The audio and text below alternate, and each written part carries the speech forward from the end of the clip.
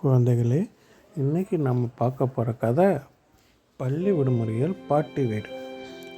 சந்தோஷ்குமார் தன் பள்ளி விடுமுறையை கழிக்க பாட்டி வீட்டுக்கு செல்வதற்காக தயாராகி பேருந்து நிலையத்துக்கு சென்று கொண்டிருக்கிறார். குழந்தைகளே, எந்த குழந்தைகளுக்கு தான் பள்ளி விடுமுறை பாட்டி வீட்டுக்கு செல்ல கசக்கும்? பேருந்து நிறுத்தத்தில் அமைதியாக அமர்ந்து காத்திருந்தான். தூரத்தில் பேருந்து வருவதை பார்த்ததும் மகிழ்ச்சி அடைந்தான்.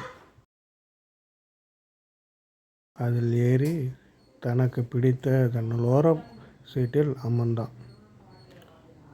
பேருந்தில் அவன் செல்லும் போதெல்லாம் மரங்கள், வீடுகள் எல்லாம் பின்னால் ஓடுவது போல அவனுக்கு தோன்றும். அது மிகவும் பிடிக்கும். பாட்டி வீடு வந்தது. பேருந்திலிருந்து இறங்குகிறான். பாட்டியை பார்த்ததும் மகிழ்ச்சியில் துள்ளி குதிக்கிறான்.